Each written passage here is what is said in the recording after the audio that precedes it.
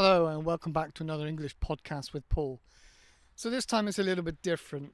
Um, I've been asked about some tips and tricks for some students.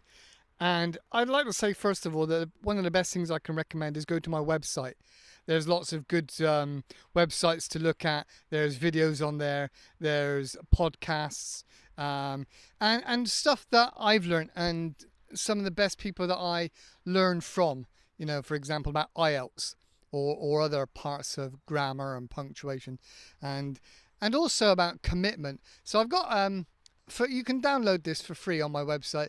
There's Fast Track, or I call it Fast Track, but I think it's titled up as Board of Regular English Lessons. So have a look at that on the website. But a lot of my students are asking for tips of how to learn and speak and sound better at English. And so here's just a few tips for you to try to practice or choose which ones you want to practice and then start with those. Okay. So the first one, the easiest one, is to slow everything right down. Now, if you look at a speech by a president or a royal, they use pregnant pauses. They calm themselves down. They speak slowly, and they precisely say what they want when they want. So they slow it right down. And especially royalty, they'll pause for a long time, which implies that you, the listener, is intelligent, that this is something to think about. And that's done on purpose. Obviously, the speech has been written for them. So slowing everything down. That is the number one thing I ask my students. Because we all want to run before we can walk. We all want to be faster and better and quicker. But actually slowing it down has the real effect of sounding better. All right. The next thing would be to fully articulate the word.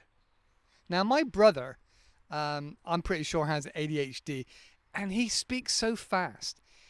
He cuts off the ends of the words, and sometimes the beginning as well. And I've got to really try hard to understand what he's saying. And in Asia, I found a lot of the students did that there as well. They would call me Eacher. And the first few times I thought, what the heck are they on about, Eacher? And it's they don't pronounce the T, teacher. Or they might not pronounce, when they're saying rice, they might just say rye. And they drop the end bit off. So, rye. I would be what like flour and rye? No, rice. I don't know whether this is a colloquial, whether it's a cultural thing, or whether it's just something that lots of cultures do normally, like my brother, and it's only us listening and trying to categorize and learn every sound and syllable that we realize this is what people are doing. I know we often omit sounds in the middle of a word that is supposed to be missing, like hasn't and not. You know what I mean? Taking out a letter, which is part of proper grammar. But this really helps if you fully articulate the word and speak slower. You're not going to sound stupid. You're going to sound like you're trying and that you want people to understand you. So as odd as that sounds, articulate every sound. So the British are known for saying bottle of water. But if you slow it down and you think about your communication, most people of a higher level of education or at least a higher level of communication will pronunciate it slower. May I have a bottle of water? Now, I'm not talking about RP, received pronunciation, where they have different emphasis on different parts of the word, which makes them sound posher. But just in everyday language, if you fully articulate the word with all the syllables, then you're going to come across as a lot better to listen to. So that's another thing. What was that point 2, point 3? Another thing would be to really think about the way you're pronunciating something. So what I would say to a lot of my students, I'll just put the microphone down here for a second, is take your 2 fingers and put them in your cheek. When you want to emphasize a W sound.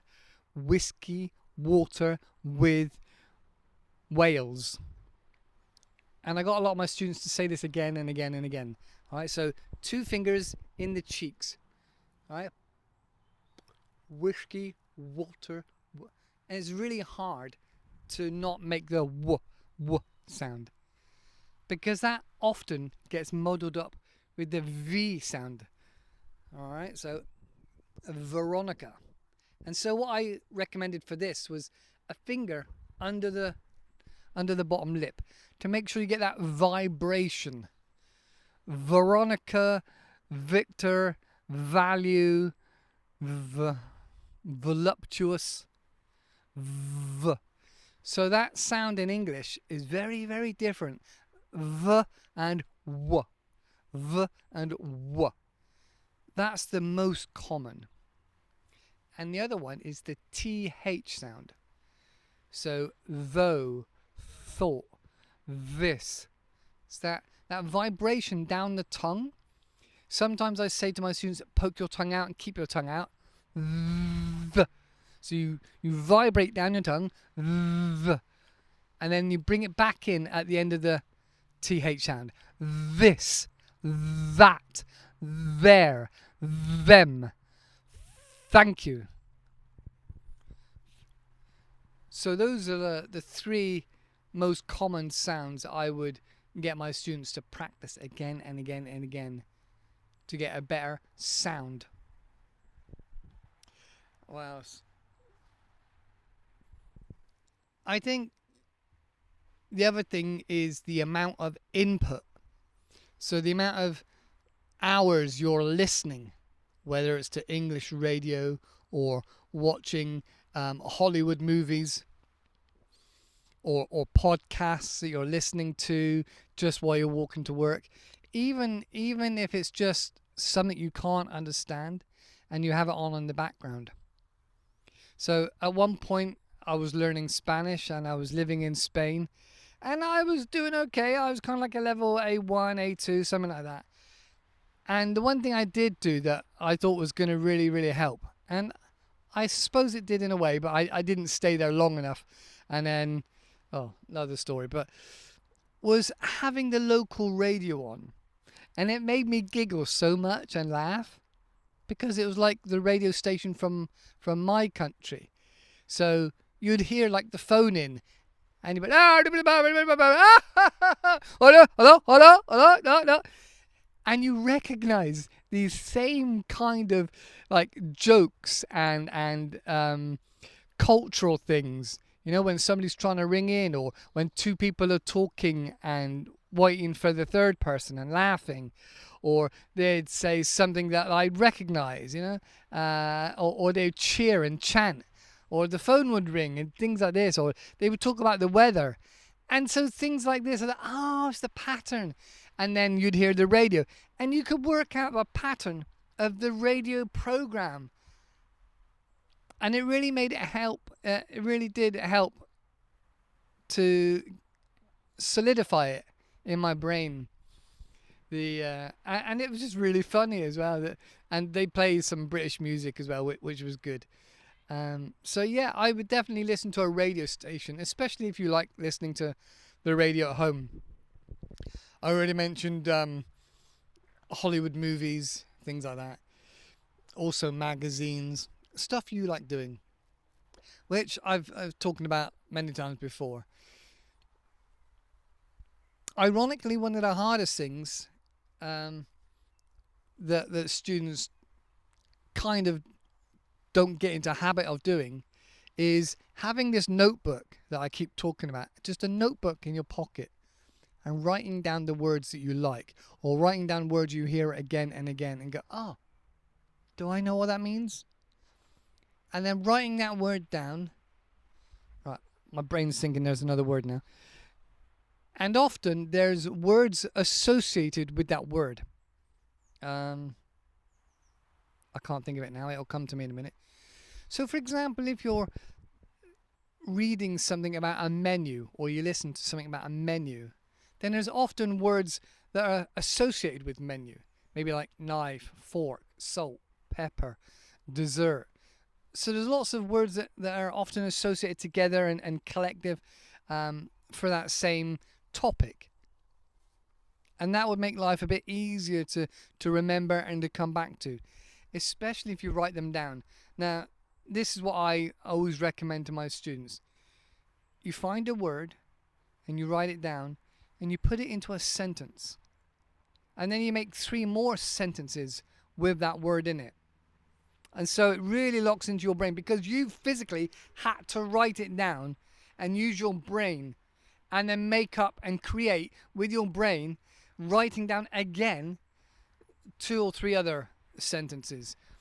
It's a bit like being back at school and having to write a story, you know, and maybe you've been given a new word in your language in your class to write a story, and you've been given this new target word to get into the story.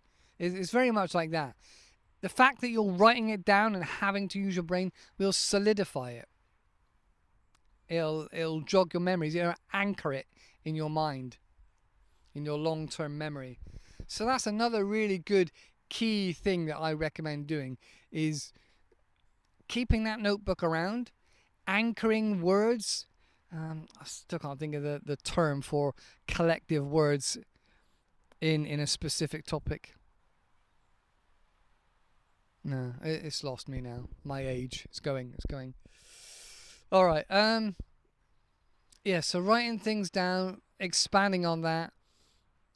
I also talked as well about writing down maybe a simple story that you know, maybe like Goldilocks and the 3 Bears, but turning it around, giving it a twist, or put it like from a different perspective.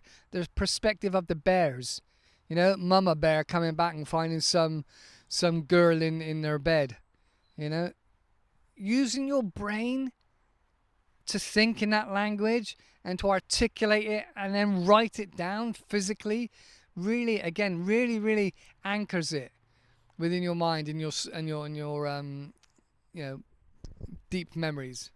Not deep memories. You know what I mean. Deep in your, I don't want to say subconscious, but deep in your mind, in your long-term memory. That's what I was thinking, long-term memory. All right, so those are some real good key things to remember and to use to help get language into your head and help with your pronunciation and your speaking. I also really recommend doing a little talk, maybe to a child or somebody you're not intimidated by. Maybe your brother or your sister, you could speak a bit in English to. So, especially if it's just a couple of lines out of maybe Spider-Verse is an animation movie that's really cool, and you can have it in multiple languages. Especially if you go to a site called Oro. A site called Oro has movies, and you can change the languages for that as well. Now, something I was going to get into in another video would be maybe a VPN. Somebody asked me about a VPN. A virtual protocol network? Virtual private? Oh, I don't know. I forget. Again, it's my age. So a VPN allows you to change your location.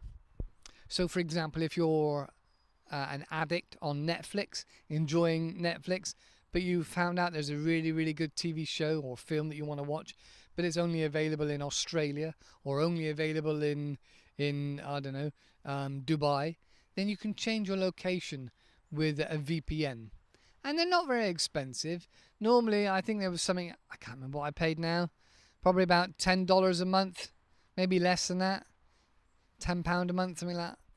And when I was in Asia, that was really, really helpful to be able to watch soap operas on my local TV, because something like BBC News or Newsround or other BBC TV shows will only generally work in the UK, because the UK you have to have a TV license.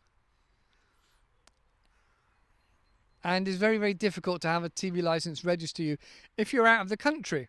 And let's say, for example, you don't have a house. So having that VPN, you can tell other computers that are asking your location that you're in a different place, you're in a different location. And also, there's a lot of people in countries that are not allowed to access particular websites.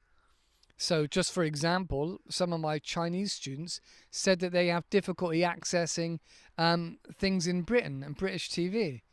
So because their government have blocked it and banned it. I think Facebook is also one of these as well, and parts of YouTube. So a VPN can come in handy for multiple different things as well. I think it's also helped in other countries with getting information across when there's been a revolution or something going on in that way. But, I don't condone that. I'm not telling you to do that now. So yeah, that's just some of the things I recommend doing. A VPN. Now, I'm not sponsored, but NordVPN is the one that I used. It's not much. It really wasn't much money. It was only like £9 or £10, something like that, maybe less. And it was really, really helpful, and I didn't have any problems with it.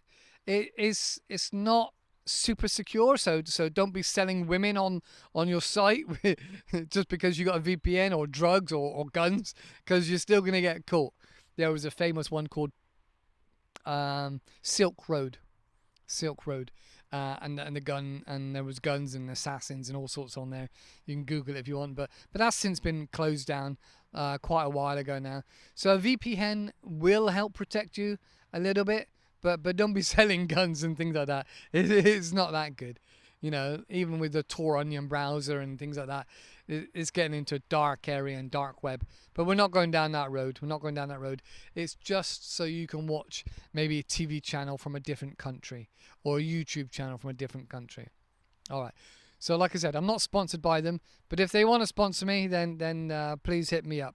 All right, NordVPN, Nord, NordVPN. That's who I use. So basically, that's my tips. Listen to the radio. Use a VPN. Speak slowly. Pronunciate. Practice writing down words and sentences with the target word. And yeah, that's and the radio and movies. Check out Spider-Verse. Again, that's a great animation, and you can get it in different languages. And there was one article actually of a guy that watched it 50 times, and he said, it was kind of good to start with, and then you really memorize it.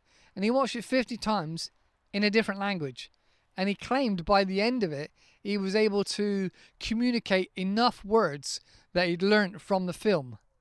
I think it was in Spanish, actually. So there's food for thought. That's another way of trying it. But also, one last one. One bonus tip for you, all right? One last bonus tip. And that is to make yourself accountable. If you're serious, make yourself accountable. Have a look at my website. There's like forfeit apps and contract. There's one called Stick, STICKK.com. Stick. And with them, you give them money, and you tell them what charities you want to support, and then you tell them what your deal is, what you agree to. So, for example, you might say, I'm going to get to level B2 within 6 months.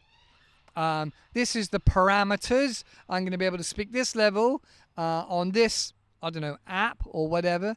And if I fail, then the money that you've given them, let's just say $100 or $200, then gets given to the charity, minus a little cut for stick.com and their administration. And so the money is going to charity that you choose, and it makes you put your money where your mouth is. All right, that's an expression. Your money where your mouth is. And that's a really good way of motivating yourself. Alternatively, there's another app called Forfeit. Forfeit. Now that's like if you play a game in the Western countries, English-speaking countries. Forfeit means that if I lose, then I'll have to do this. So you might play rock, paper, scissors. I don't know if I did that in the right order. You might play a game of rock, paper, scissors or flip a coin to see who's going to do the dishes. Who's going to wash up the dishes? Who's going to put the bins out? All right, that's a forfeit. Like I said, there's an app called that now as well. So maybe you could make yourself a contract or an agreement on forfeit. And then if you fail, you have to do whatever it is you said you're going to do. And again, another alternative is literally just scheduling it on your calendar and maybe even put an alarm on your phone to say that you're going to do 30 minutes of YouTube in your target language, well, preferably English, for 30 minutes. You can put that on your phone, like I say, on an alarm or on a schedule. That's really simple to do, but it makes you stick to it. Then I would say have a yearly calendar or monthly calendar or just your regular calendar and write on there your progress, how much you've done. All right, you've done 4 hours this week, you've done 8 hours the next week, and whether you want to up it and up it and up it, but make it part of your daily routine. You must make it an important part. You must get it in. A bit like spending quality time with your children, or you must take the dog for a walk, or you must go to the gym. You find a way to fit it into your life. And it's really, really simple, especially like if you just want to listen to a podcast and you've got to get the train to work or you drive to work. Half an hour, that's dead time. You could be listening to it then. Or if you're sat on the toilet at work or you sat on the toilet somewhere, you could be watching a video in English. There's so many ways that you can squeeze in half hour or an hour of learning English. You just got to be dedicated and focused and make it part of your routine. Once you've been doing it for 2 weeks, it'll be normal and it'll be so simple to keep going. And then your progression will get better and better and better. All right, I don't want to flog a dead horse, and so we'll end it there. If you've got any tips or tricks that you use, or if you use a VPN, let me know in the comments below. And don't forget, check out that website. It's interesting. Give me your feedback. Let me know what you think about the website. Maybe you think it's rubbish. I need to know. I need to improve it. All right, that's it for now. I'll speak to you in the next video. Take care and keep learning English. Bye-bye for now.